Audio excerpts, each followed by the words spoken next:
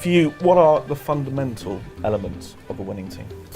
I think the fundamental elements, to me, we talk a lot about 5 levels of a dysfunctional team, so the areas that you've got to have. And the first thing is all about trust. That's at the bottom of it. So you've almost, as team members, almost got to be slightly vulnerable and open up and be quite honest within your team. So if you've got that bottom layer, you can then build onto conflict. So it's an element of checking and challenging, and if you can do that with your teammates, then you have that level of what we call next commitment. So you are focused on what you want to do and what you're going to do for your team.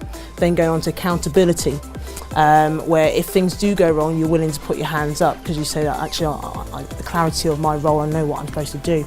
And then on to results. So for me, I think the key elements is that level of trust and then checking and challenging. I think that's massive within a successful team. And the third thing I always say is like we knew each other's why.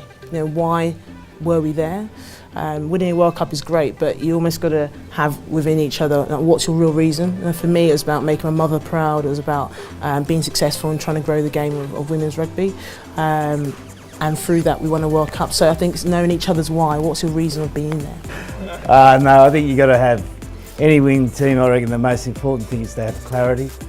You got to have a clarity of purpose, a clarity of how you prepare, a clarity of everyone's role, and if you've got that, you get energy. And you've got energy, you're in the game, and then all the other things build from that, I think. But you know, the hardest thing is always to get clarity because people come in with different motivations. Some people are motivated by fame, some people are motivated by money, some people are motivated because their father wants them to play.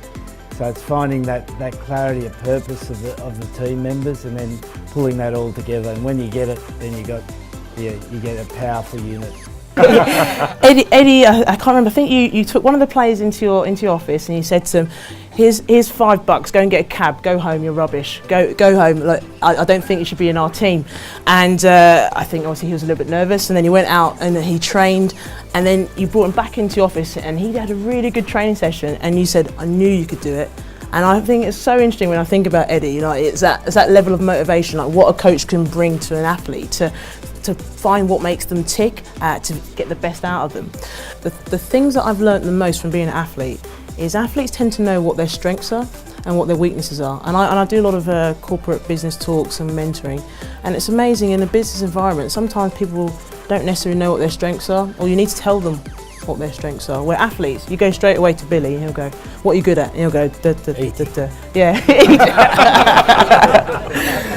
And then you kind of say to them, what are you not good at? And they'll tell you that as well. And I think in a business environment, it's trying to, I mean, some of the CEOs that I've worked with or been around, some of them have come from a sporting background and they know what they're good at and what they're not good at.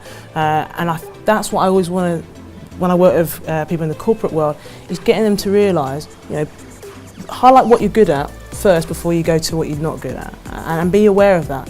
I think that whole self-belief thing with athletes is always quite a big thing. You know, we always talk about our super strength, and that's what we shout out about all the time. So for me, it's my tackling, and that's one thing I always was proud about. And I always think in corporate environments, they need to know what your super strength is and shout that out.